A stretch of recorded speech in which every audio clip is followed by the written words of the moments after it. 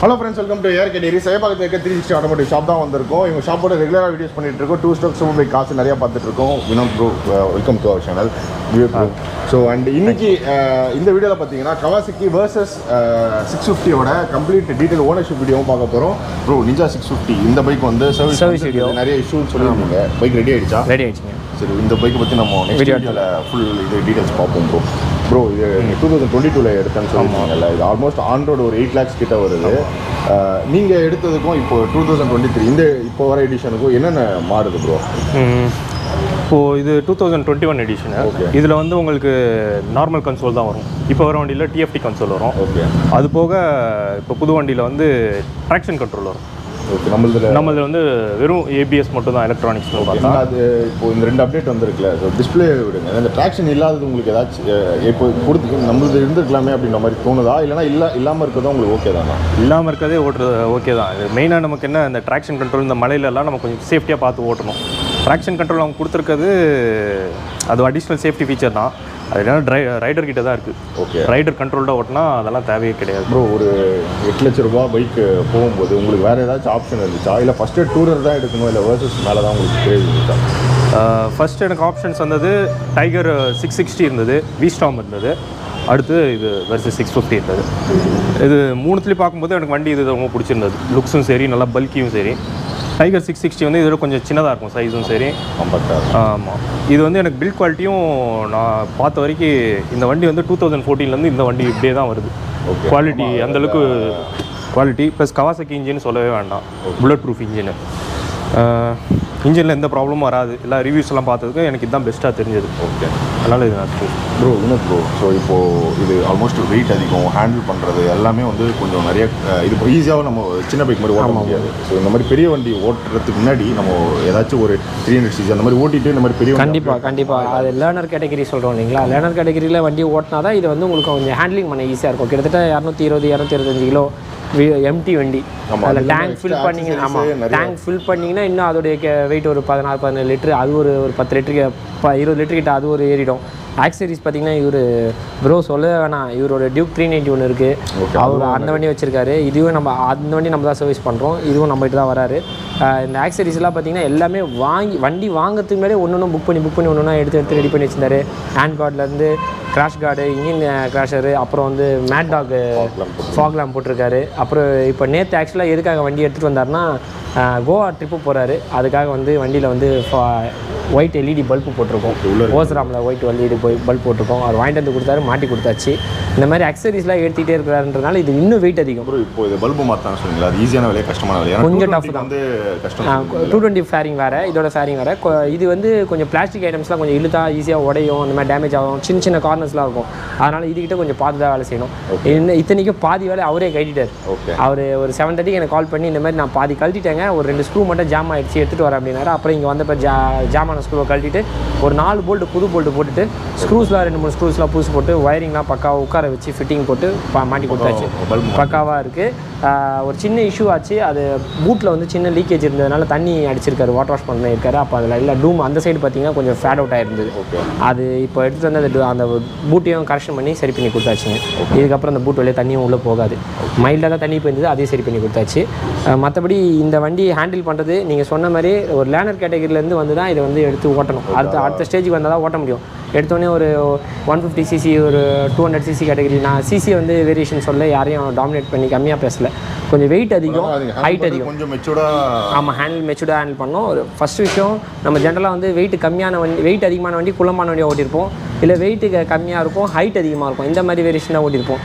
உதாரணத்துக்கு இமாலயா பார்த்தீங்கன்னா வெயிட் கம்மி தான். இந்த எல்லா வண்டியும் கம்பேர் பண்ணுறப்ப இமாலயா வெயிட் கம்மி, ஆனால் ஹைட் அதிகம். அப்போ அந்த வேரியேஷனுக்கும் இந்த வேரியேஷனுக்கு வித்தியாசம் இருக்கும். ஒன்று ஹைட்டான வண்டி ஹேண்டில் பண்ணியிருப்போம், இல்லை வெயிட்டான வண்டி ஹேண்டில் பண்ணியிருப்போம். இது ரெண்டுமே கம்பைன் ஆகி வரதுனால கொஞ்சம் பார்த்து ஜாக்கிரதை தான் ஹேண்டில் பண்ணணும் ப்ரோ. இப்போது ஏன்னா நான் அதிகமாக இந்த பெரிய வண்டியில் ஓட்டினதில்லை. ஸோ இந்த ரோடு ரொம்ப மோசமாக இருக்கும்போது அது அங்கெல்லாம் எடுத்துகிட்டு போகலாமா கான்ஃபிடண்ட்டாக? ஸோ அதை எப்படி நீங்கள் ஹேண்டில் பண்ணுறீங்க? ஏன்னா இப்போ ஒரு 6000 கிலோமீட்டர் 1 இயர்க்குள்ளே 6000 ஓட்டிட்டீங்க. ஸோ அதை எப்படி ஹேண்டில் பண்ணுறீங்க அந்த மாதிரி ஓட்டும் போது? மற்ற பைக்ஸ்லாம் ஒரு கொஞ்சம் ஈஸியாக இருக்கும் எடுத்துகிட்டு போகிறதுக்கு. இது உங்களுக்கு எப்படி இருக்குது? இது டாப் ஹெவி பைக்குன்றதுனால கொஞ்சம் ஆஃப் ரோடில் கேர்ஃபுல்லாக தான் ஓட்டணும். கண்டிப்பாக கொஞ்சம் நம்ம ட்ரைனிங் செஷன்ஸ் மாதிரி எடுத்துகிட்டு நம்மளே வந்து பேலன்சிங்கெல்லாம் இது பண்ணிட்டு தான் இது எடுக்கணும். ஏன்னா இதில் டாப் ஹெவியாக இருக்கிறதுனால உங்களுக்கு ஃப்ரண்ட்டில் வந்து லைட்டாக ஸ்லிப் ஆனாலும் வண்டி சாஞ்சிடும். அதனால் இது வந்து மெயின் பில்ட் ஃபார் ஹைவேஸ் நல்லா கம்ஃபர்டபுளாக க்ரூஸ் பண்ணலாம், மைல்டு ஆஃப் ரோடிங் பண்ணலாம். அது வந்து ஆனால் நமக்கு வந்து நம்ம கான்ஃபிடென்ட்டாக இருந்தால் ஈஸியாக பண்ணலாம். ஓகே ப்ரோ, இப்போது வினோத் ப்ரோ சொன்ன மாதிரி நீங்கள் பைக் வாங்குறதுக்கு முன்னாடி இந்த ஆக்சரிஸ்லாம் நிறையா வாங்கணுன்ற மாதிரி அது என்னென்னலாம் பண்ணீங்க, எவ்வளோ ஆச்சு, மொத்தம் எவ்வளோ ப்ரைஸ் இருக்குது? நான் இப்போதைக்கு இன்னும் ஃபுல்லாக கம்ப்ளீட் பண்ணல, இன்னும் பண்ணிட்டு தான் இருக்கேன். வண்டி வாங்குறதுக்கு முன்னாடியே நான் கிராஷ் கார்டு ஆர்டர் பண்ணிட்டேன். ஏன்னா எனக்கு தெரியும் இது டாப் ஹெவி பைக்காக இருக்கும். எனக்கு அந்தளவுக்கு பழக்கமும் இல்லை டாப் ஹெவி பைக்ஸ்லாம்.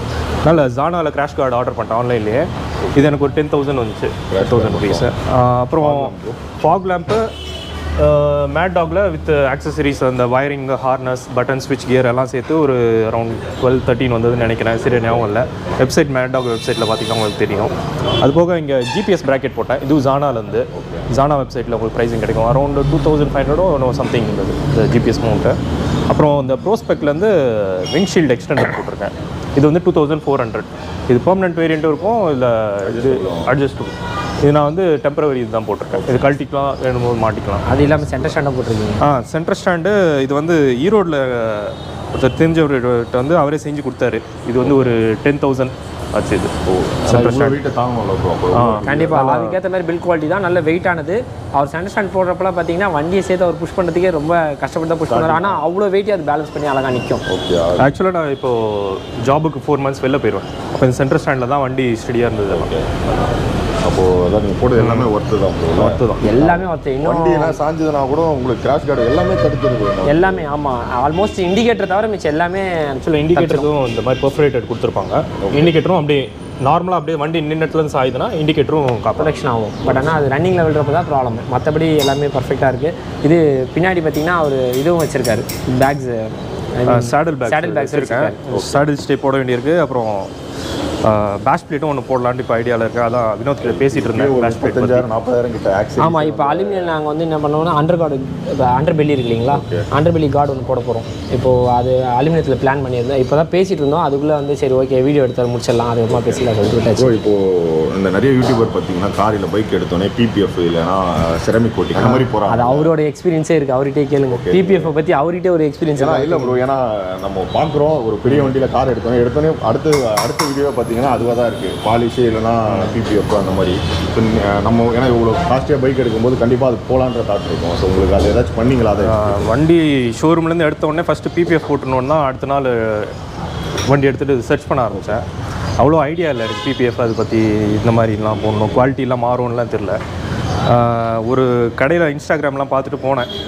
அங்கே வந்து ரொம்ப கம்மியாக தான் சொன்னாங்க, 3,500 சம்திங்கில் ஃபுல்லாக பண்ணி கொடுத்துட்றோன்னு சொன்னோன்னே சரி இது நல்லா வேல்யூ ஃபார் மணி இருக்கும்ட்டு நான் போட்ட பிறகு தான் தெரிஞ்சது குவாலிட்டி அந்தளவுக்கு இல்லை, ஃபினிஷிங்லாம் அந்தளவுக்கு இல்லை. அங்கங்கே ஸ்டிக்கர்ஸ் எல்லாம் பிரிஞ்சு வர மாதிரி இருந்துச்சு.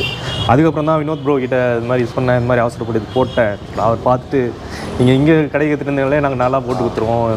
இதுக்கு உதாரணம் அது அங்கே ஒரு மீட்டியார் நிற்கிது, அது கூட காட்டிடலாம் அப்புறமா. மீட்டியார் பார்த்தீங்கன்னா அதுவும் புது வண்டி, இவர்தும் அந்த வண்டியும் ஒரு ஜஸ்ட் ஒரு 1 month தான் டிஃப்ரென்ஸு. அந்த 1 month டிஃப்ரென்ஸ் வண்டி தான் அது. அதை எடுத்துகிட்டு நான் பிபிஎஃப் போட்டு கொடுத்துருக்கேன். அந்த வண்டிக்கு ஃபுல் பிபிஎஃப் போட்டு கொடுத்துருக்கோம். அது வந்து 3 years வேரண்டி, ஆல்மோஸ்ட் ஒரு 9,000 கிட்ட வந்தது பிபிஎஃப். வந்து இங்கேயே ஒட்டி கொடுத்துருவாங்க. ஆள் பக்காவாக இருக்குது எல்லா ஐட்டம்ஸும். இப்போ இவர் போட்டுக்கிறது வந்து பேப்பர் மாதிரி இருந்தது, நான் போட்டுக்கிறது பிபிஎஃப் அவர்கிட்டே காட்டினேன். அதை பெண்டே பண்ண முடியாத அளவுக்கு அப்படி இருந்தது, அப்படி டெம்பர்டாக இருந்தது.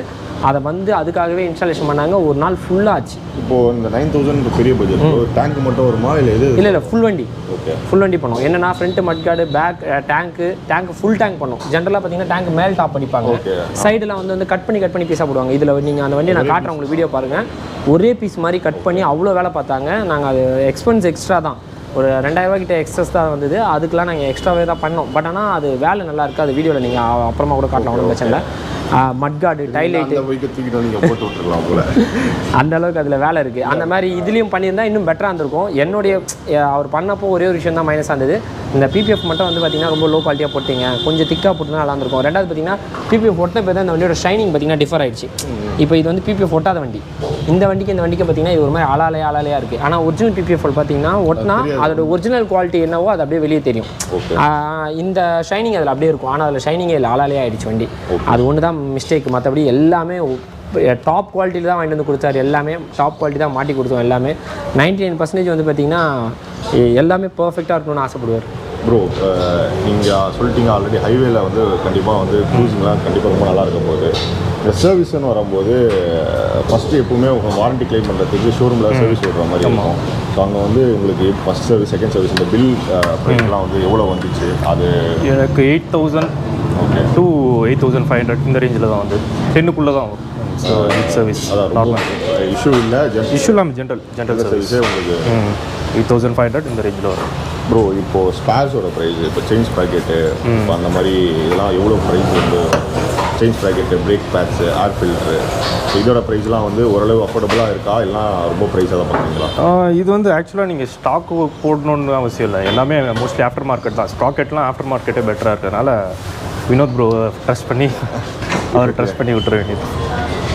ப்ரோ பைக்கில் வந்து அதான் வெயிட்டு நிறையா இருக்குது. நீங்கள் டிஸ்அட்வான்டேஜ் என்ன பார்க்குறீங்க? ஏன்னா அட்வான்டேஜ்னும் போது நம்ம நிறைய விஷயம் பேசலாம். ஸோ இதெல்லாம் வந்து இந்த பைக்கில் ஃப்ளாஸ் இருக்குது அப்படின்னு என்ன ஃபீல் பண்ணுறீங்களா? வண்டி வாங்கும்போது இந்த லைட்டிங் தான் எனக்கு ஒரு ஃப்ளாவாக இருந்துச்சு. ஓகே, அது மேபி ப்ரைஸ் குறைக்கிறதுக்காக அது பண்ணியிருக்காங்களா, ஹலோஜன் லேம்ப்ஸ் தான் எல்லாமே. நான் அதனால தான் வினோத் ப்ரோ கிட்ட இந்த எல்இடி மாற்றிருக்கேன். ஓகே, அது ஒரு ஃப்ளா இருந்தது. அது நம்மளே ஈஸியாக ரெக்டிஃபை பண்ணிடலாம். ஜஸ்ட் எல்இடி இண்டிகேட்டர்ஸும் நார்மல் இண்டிகேட்டர்ஸ் கொடுத்துருக்காங்க. எல்இடி கொடுத்துருக்கலாம். இவ்வளோ அதான் இவ்வளோ ப்ரைஸ்ன்றப்போ ஒரு டிஎல்ஆர் கொடுத்துருக்கலாம். அப்புறம் அந்த இண்டிகேட்டர் எல்இடி கொடுத்துருக்கலாம். இன்னொரு மெயினான அட்ஜஸ்ட்மெண்ட் பார்த்தீங்கன்னா சஸ்பென்ஷன் வந்து எல்லாருமே இந்த வண்டி ஓட்ட முடியாது.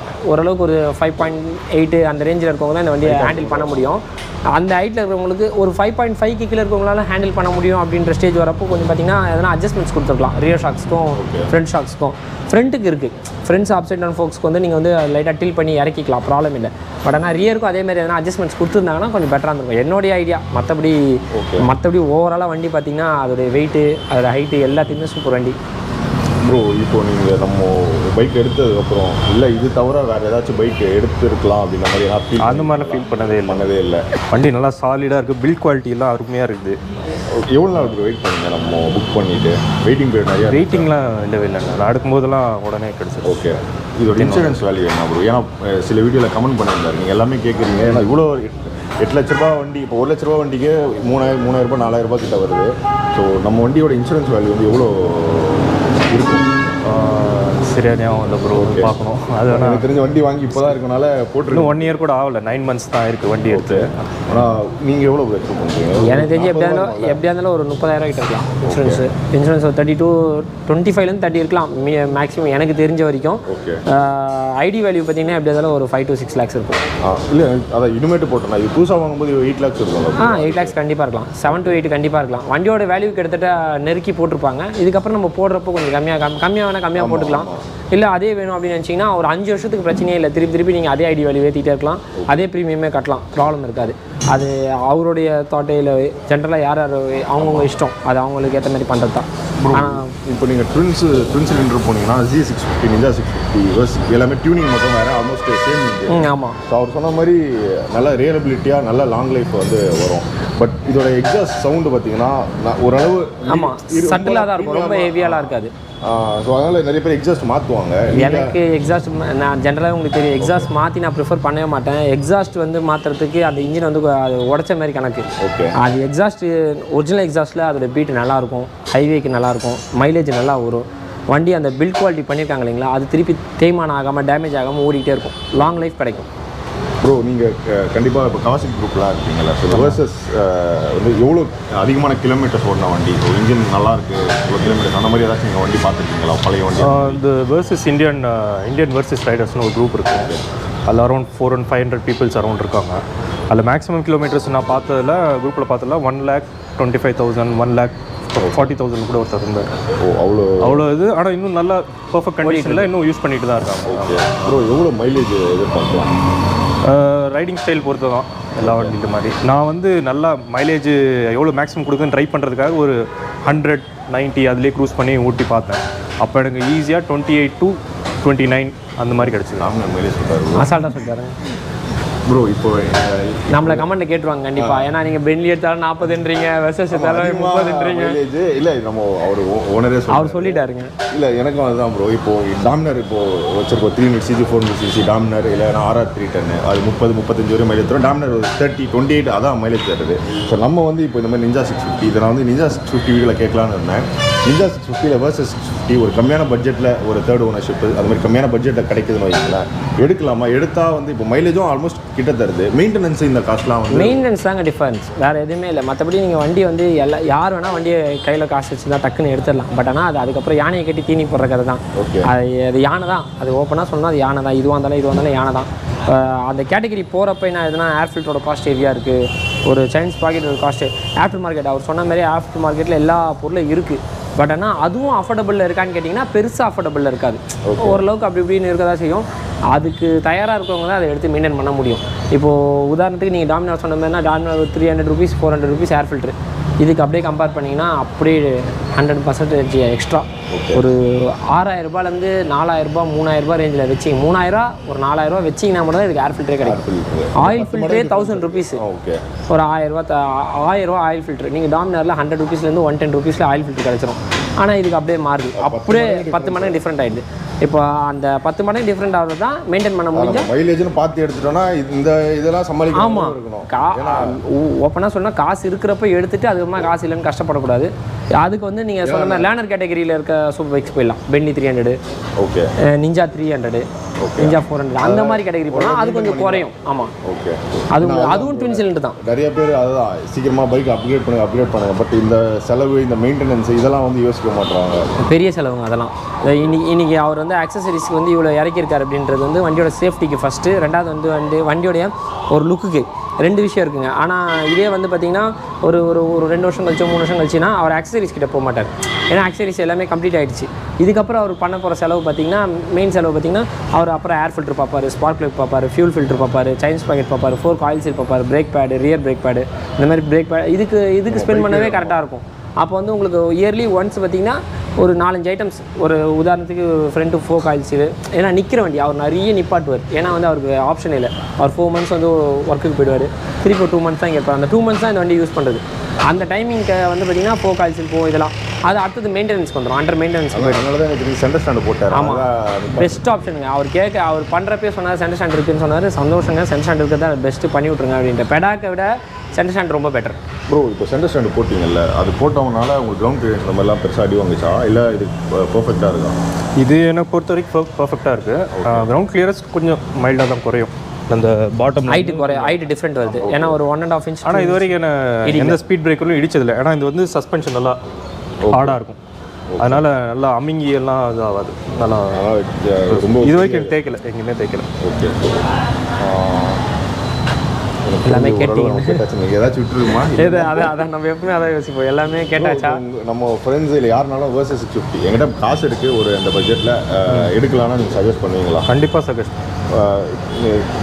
வாங்குறப்போ ஷோரூமில் வந்து நல்லா ரெஸ்பான்ஸ் பண்ணுறாங்க. பட் சர்வீஸு, ஸ்பேர்ஸ் இந்த மாதிரிலாம் போகும்போது இல்லைன்ற மாதிரி சில வீடியோஸில் பார்த்தோம் ப்ரோ. அது உண்மையாக இல்லை எல்லாமே கொஞ்சம் நல்லா சப்போர்ட் பண்ணுறாங்க. எனக்கு வண்டி வாங்கினதுலேருந்து நான் ஜேஎம்பிக்கு வந்து இதுதான் எந்த ப்ராப்ளம்னா உடனே ஃபோன் அடிச்சோன்னா உடனே சொல்யூஷன் கொடுப்பாங்க. இல்லைனா உடனே எடுத்துகிட்டு வாங்க, ஓகே உடனே எடுத்துகிட்டு வாங்கன்னு அவங்க சொல்லிடுவாங்க. அவங்க கிட்ட நான் கோஆர்டினேட் பண்ணிட்டு இருந்தால் ஓகே தான். நம்ம வாட்டுக்கு நேராக ஷோரூம் முன்னாடி போயிட்டு இது பண்ணோம்னா அங்கே மேபி அவங்களுக்கு டிலே ஆகலாம். எனக்கு என்ன பொறுத்த வரைக்கும் ஷோரூமில் இந்த நல்லா ரெஸ்பான்ஸும் ஆஃப்டர் சேல்ஸும் சப்போர்ட்டும் வந்து நல்லா பண்ணுறாங்க. ஓகே ப்ரோ, இது ஓரளவு நம்ம கவர் பண்ணிட்டோம் நான் நினைக்கிறேன். ஸோ இந்த வீடியோவில் நீங்கள் வர்சஸ் 650 பற்றி வேறு ஏதாச்சும் நான் கேள்வி வந்து கேட்கலன்னு நினச்சிங்கன்னா ஸோ கண்டிப்பாக கமெண்ட்டில் சொல்லுங்கள். நான் வந்து வினோத் ப்ரோ இல்லை விவேக் ப்ரோ கிட்ட கேட்டு நான் உங்களுக்கு ரிப்ளை பண்ணுறேன். இதுக்கு அடுத்த வீடியோ பார்த்தீங்கன்னா கவாசாக்கி நிஞ்சா 650 வீடியோ வரப்போது. இது கம்ப்ளீட்டாக வந்து நிறைய கம்ப்ளைண்ட் சொல்லியிருந்தீங்க, நம்ம போன வீடியோவில் பார்த்துருந்தோம். ஸோ நிஞ்சா 650 பற்றி ஃபுல் வீடியோ இதுக்கு அடுத்த வீடியோவில் பார்ப்போம். நம்ம சேனலுக்கு இவ்வளோ நேரம் பொறுமையாக சப்போர்ட் பண்ணி வீடியோ பார்த்த எல்லாருக்குமே ரொம்ப ரொம்ப நன்றி. இதுக்கு முன்னாடி நம்ம நிறைய வீடியோஸ் 360 ஆட்டோமோட்டிவோட 2 ஸ்ட்ரோக்ஸ், நான் இந்த வீடியோ ஸ்டார்டிங் சொன்ன மாதிரி 2 ஸ்ட்ரோக்கு சூப்பர் பைக்ஸ் கார்ஸ் நிறைய பார்த்துட்டு இருக்கோம் ப்ரோ. நம்மளோட பெலேனோ காரு, அப்புறம் வந்து இப்போ எலன்ட்ரா நம்மளுக்கு ரெடி பண்ணி கொடுத்தீங்க, நிறைய கார்ஸும் பார்த்துட்டு இருக்கோம். ஸோ நான் டிஸ்கிரிப்ஷனில் மற்ற வீடியோட லிங்க் ஆட் பண்ணுறேன். நம்ம சேனல் முதல்ல என்ன சேனல் சப்ஸ்கிரைப் பண்ணிக்கோங்க. இதே மாதிரி இன்ஃபர்மேட்டிவான இன்னொரு வீடியோ மீட் பண்ணுறேன். Bye from ARK.